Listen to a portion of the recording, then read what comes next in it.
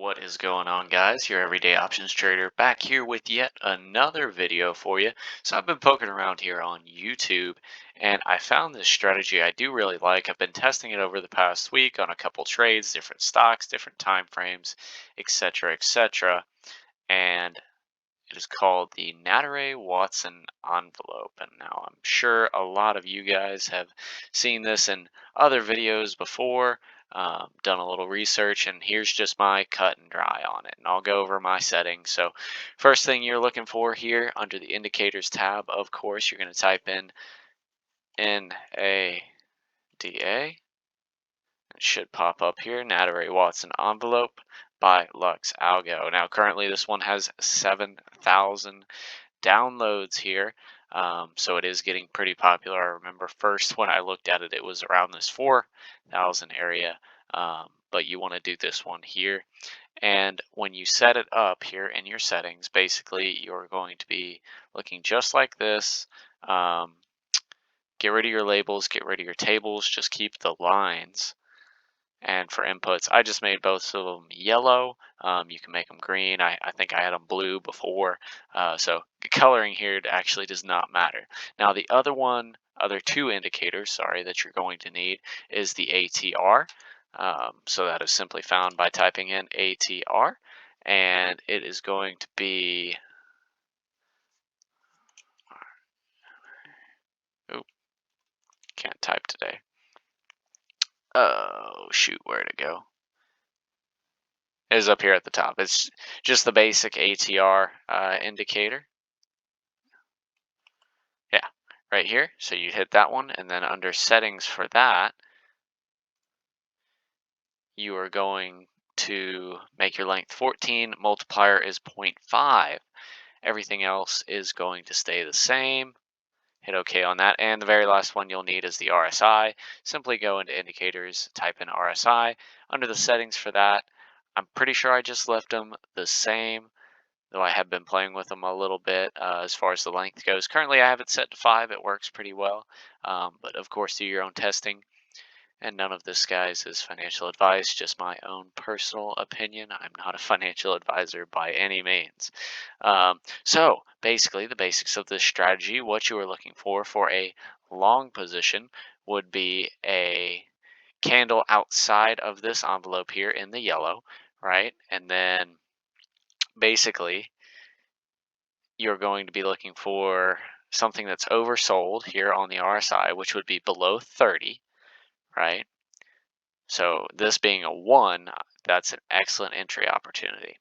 Now, I played around with alerts on this. It does work kind of, but it's still not great. I'll come back to you guys when I have a little bit more finite as far as the alerts go. Now, so basically what you are going to be doing is, obviously, I wouldn't enter this trade because it's right on open. Maybe wait a few candles, see what happens. You saw here in the next candle, we got a red one. So that next green candle, at the close of that, you're going to enter, right? Now your stop loss, and here I'll draw it out for you guys, so long position. So let's just say you enter here at the close of this one, right? Your stop loss is going to be set at the bottom of this green line, so this ATR stop loss finder right here. And then generally I shoot for a 1 to 1.5. So that would have been right about here. And you can see that more than filled it in the next two candles. So that did pretty well. Now, of course, you can take profit as far and as high as you want. We're on the triple Q right now, so maybe a 1 to 2 is pretty good, especially in a volatile market, just like this. But you can see here we had another exit, red candles down, poked out. You can see right here. So we'd wait for the next green candle to close and then enter long again, and you can see same story, right? You could have exited here. It never actually hit the stop loss, which is good, but you could have seen this as a re-entry, a retest right here, and then rode it up even higher. As far as a short entry goes, what you're looking for is a green candle outside, right, followed by a red candle at the close of that red candle. If the green candle is, again, oversold, so above 70, you would have entered here, short position at the close of this candle. Stops right there. Actually going to be closer to here. And you're going to go 1 to 1.5. Now, this one didn't really work out all that well. However, eventually it did drop down. But you would see, let's say, even if we set it here to 1 to 1.5, oop, that's good enough. So it doesn't actually hit the stop loss till here. My general rule with these is, I'm taking profit pretty quickly if I see any kind of direction change. And that's where the candlestick reading comes in as well. When you saw these down here and you're kind of like, oh, it's not breaking through. Okay. And you have that nice solid line right here that it doesn't break through. I mean, you can kind of say, hey, it's probably changing direction. You can see the RSI was, or yeah, the RSI was a little flat there as well. So just things to keep in mind. Now, another good short entry, right? You have red going up, which is strange, right?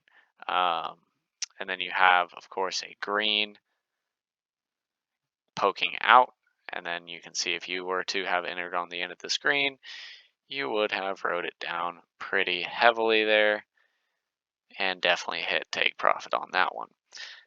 This does help in ranging markets too, because if it's not breaking outside of the envelope, like right here, not really a trade, right? You could have captured a small trade right here.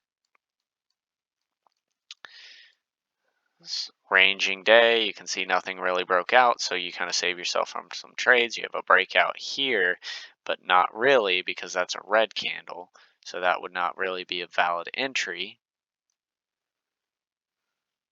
And this does recalculate a little bit, so the further you go back and try and back test this, it does actually stop at a certain point. And I'll show you guys right here.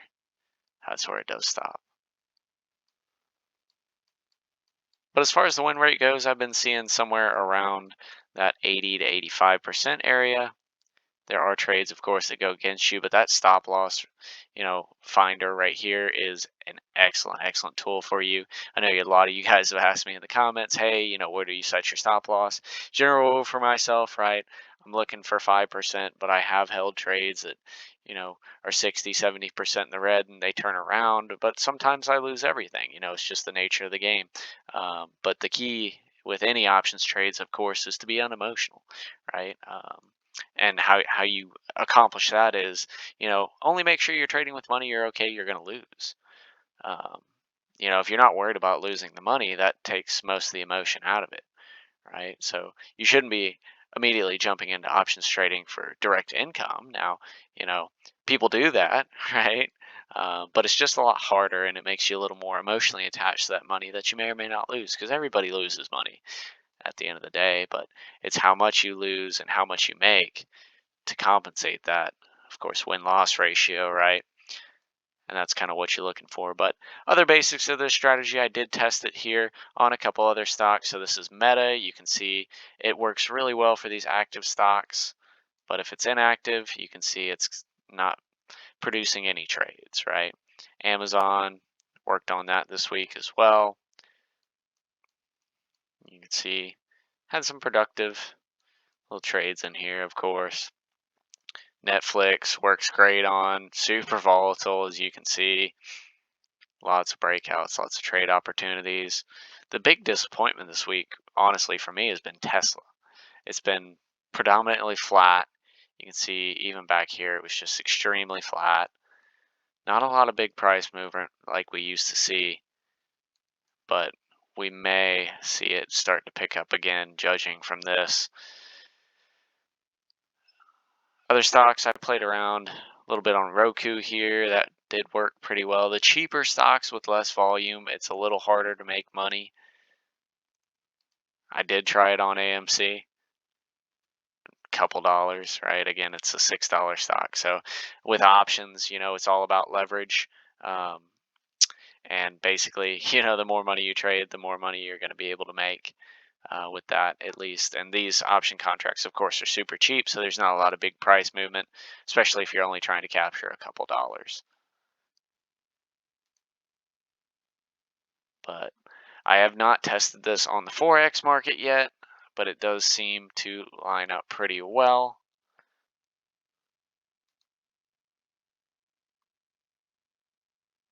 Look at some popular pairs here. Oh yeah, that seems to work pretty well. I'll have to test that here this next week and see how that works for all you Forex guys. I know a couple of y'all were asking me about that. But as always, leave any questions, comments in the comments below.